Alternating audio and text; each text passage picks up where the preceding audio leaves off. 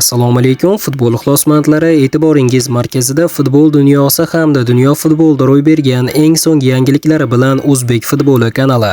Ayni paytda mana shu roligimizga like bosayotgan va kanalimizga obuna bo'layotgan barcha obunachilarimizga yana bir bor o'z minnatdorchiligimni bildirib qolaman. Ekran oldiga yaxshilab joylashib oling, like bosishni unutmang. Bugungi dasturimizni boshladik. Abduqodir Husanov rasman Chelsiga transfer qilinishi mumkin. London klubi o'zbek yulduzi uchun 120 million yevro taklif qilishga tayyor. Manchester City esa buni ko'rib chiqishi mumkin. O'zbek futbolining yangi avlodi vakili Abduqodir Husanov yana katta klublar e'tibori markazida. Manchester City safida o'zini ko'rsatayotgan yosh himoyachi uchun Yevropaning top klublari qiziqish bildirmoqda. Xabarlarga ko'ra, Chelsea ham Husanov nomzodini kuzatib bormoqda va uning vakillari bilan aloqa qilgani haqida ma'lumotlar paydo bo'lgan. Agar bu transfer amalga oshsa, Abduqodir Husanov uchun yangi sahifa ochiladi.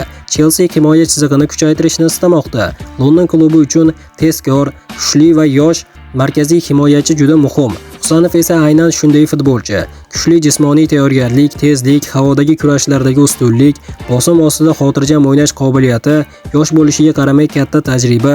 Tasavvur qiling, Abduqodir Husanov Stamford Bridge stadionida Chelsea formasida. Ayrim taxminlarga ko'ra, agar transfer amalga oshsa, uning narxi 120 million yevro atrofida bo'lishi mumkin. Bu esa o'zbek futbolchisini tarixdagi eng qimmat himoyachilardan biriga aylantirishi mumkin. Chelsea bosh murabbiyi ham himoyani kuchaytirish uchun Husanov kabi futbolchini xohlayotgani haqida futbol doiralarida gaplar tarqalmoqda. Klub uning yoshligi, potensiali va kelajakdagi o'sishini katta baholamoqda. Agar Abduqodir Husanov Chelsiga o'tsa, Angliya Premyer Ligasida doimiy asosiy tarkib uchun kurashadi. Dunyoning eng katta himoyachilari bilan bir maydonda o'ynaydi.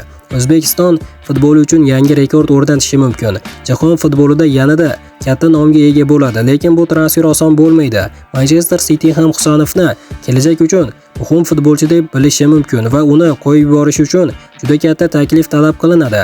Abduqodir Husanovning kelajagi qanday bo'ladi? U Manchester Cityda qoladimi yoki Chelseaning yangi himoya lideriga aylanadimi? Buni vaqt ko'rsatadi do'stlar, ammo bitta narsa aniq. O'zbek futbolchisi Yevropaning eng katta sahnasidan tobora ko'proq tilga olinmoqda. Juda ham ko'p odamlar aynan Abduqodir Husanovning tezligi, juda ham yaxshi o'yinlari va potensiali haqida gapirishmoqda. Qadrli do'stlar, aynan siz nima deb o'ylaysiz? Hamyurtimiz Abduqodir Husanov Manchester Cityda qolgani yaxshiroqmi yoki Chelseaga o'tib ketgani yaxshiroqmi? To'g'risini aytsam, Abduqodir Husanovni katta ehtimol bilan Chelsea transfer qilishi mumkin, chunki agar 120 million yevrogacha taklif tushadigan bo'lsa, katta ehtimol bilan Abduqodir Husanov Chelseaga o'tib ketishi mumkin. Qadrli do'stlar, albatta bu juda ham katta summa, lekin mana shu summani berishga tayyorligi to'g'risida ham ma'lumotlar chiqmoqda. Ular Abduqodir Husanovga juda ham katta qiziqish bildirmoqda. Nima deb o'ylaysiz? Manchester City Husanovni qo'yib yuborishi mumkinmi? Albatta shaxsiy fikrlaringizni izohlarda yozib qoldiring.